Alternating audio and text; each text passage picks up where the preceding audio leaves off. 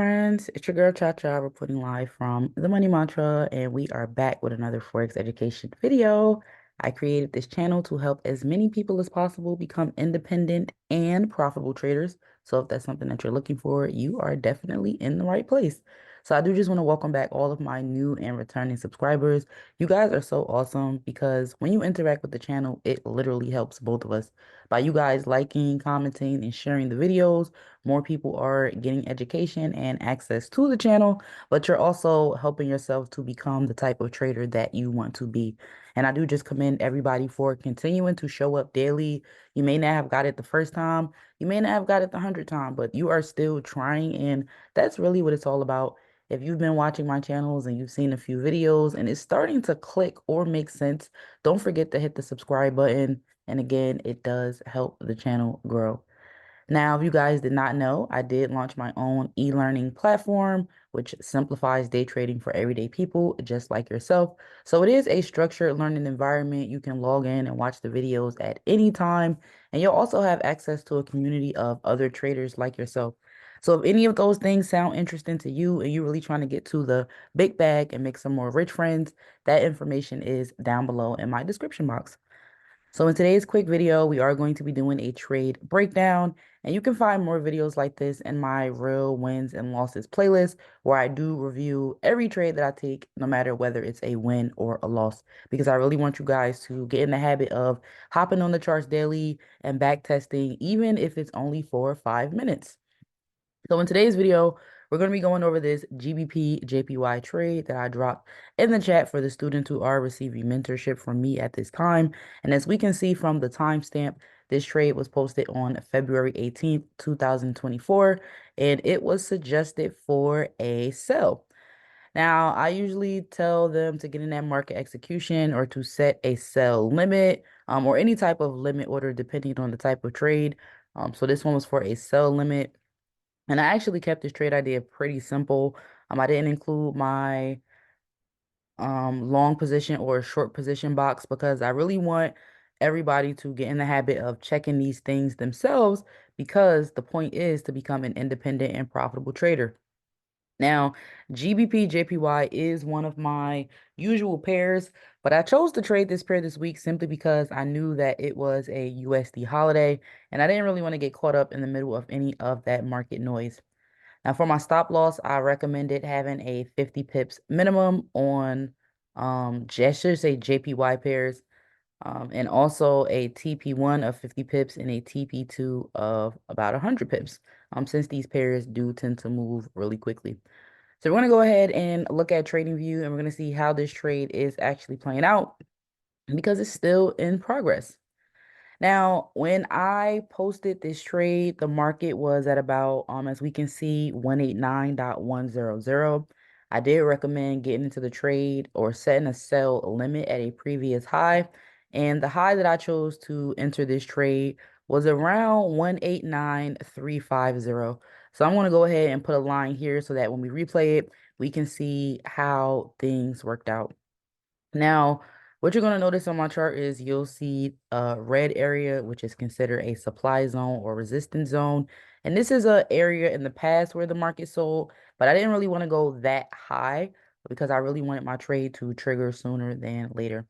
Now, you can honestly not control when your trades are going to trigger, but because JPY pairs move so fast, I figured that it would go up 25 pips before it would go up 100 pips. And that's why I chose the entry point that I chose.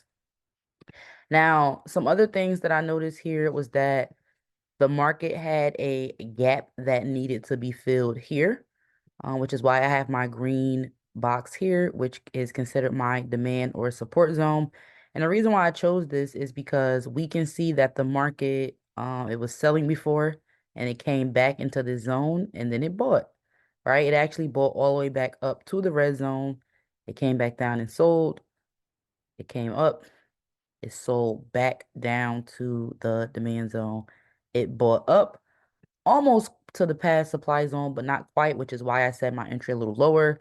The thing with trading is nothing's really ever exact. You have to get around and play with the numbers, figure out what pairs you like to trade and what they're actually doing so that you can choose the best trades for yourself.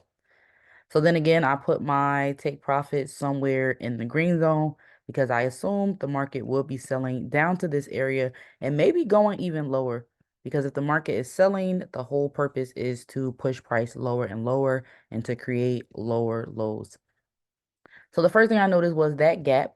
And that was the first confirmation I had that was swaying me in the direction of a sell more than a buy. Now, the next thing I looked at, you'll see I have two indicators down here. One is the momentum indicator, which was facing down, letting me know that price was probably going to be pushed down and that the sellers would continue to have some energy, especially when it came to the momentum. They have the momentum.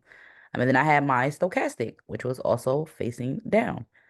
Now, for me, I like to keep it simple when trading. Again, I want to make this easy for people to understand. And you'll see, and we'll just go to a past example really quickly. When a stochastic is facing down, it's usually a reflection of the market, and the market is going down also. Versus when the stochastic is facing up, you'll notice that the market will be going up as well. So visually, I can look at this in a few minutes. You don't really have to be on the charts all day as long as you know what you're looking for. So I had my gap, which was confirmation number one.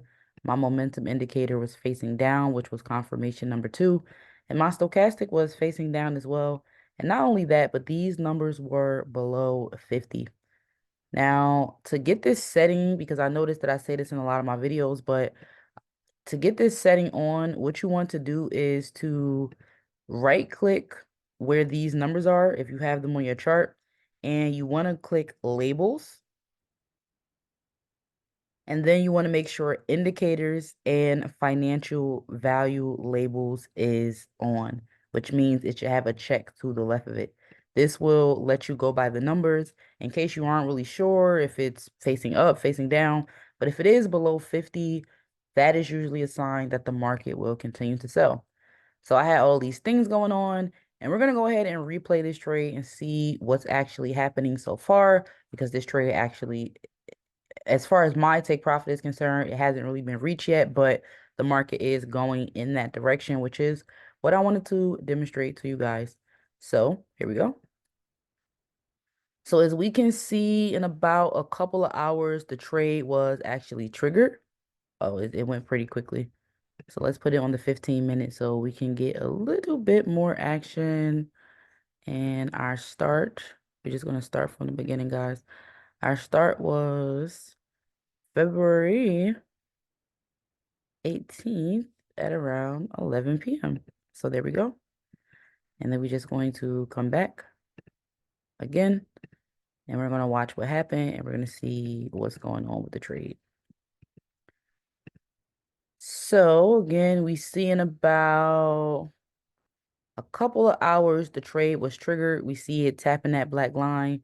And then we saw the market actually sell down a little bit. We saw it almost go back up to our entry point again. We saw it break that low, come down. Now it actually looked like it's climbing back up to that entry point once again. And once it gets there, it probably will again try to break those previous lows. So that's what's happening so far in GBPJPY. As we can see, even from this example, the purple line is where we entered the trade. But even after that, the market revisited that same zone about 1, 2, 3, 4 times. So that's why pending orders are important. Even if you miss the initial trade, you will have the opportunity to have the trade trigger once the market revisits the area. Again, I do see this trade continuing to come down, and it probably will break these lows and maybe even go even further. I like JPY pairs sometimes because you can catch a lot of pips, but it is important to practice with them so that you can know how to navigate them. So I hope that anybody who was looking at the same pairs, that you were profitable. I hope that this video really made sense and gave you a little bit of clarity, especially on some things that I look for when I'm getting into my trades. I really like to keep it light. I like to keep it simple and really just use price action, looking at the visual market structure, and oh look, it's dropping right before our eyes. So I like to use price action. I like to look at what market structure is doing, and then I really do like my stochastic.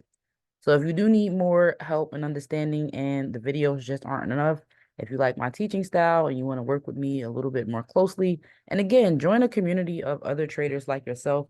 You can register for personal mentorship. There are 3 different tiers. There's the 3 month, there's the 6 month, and then there's the lifetime access package. So I hope that you guys decide to take that additional step and just invest into your education. But that's really all I have for you guys today. Until next time, rich friends.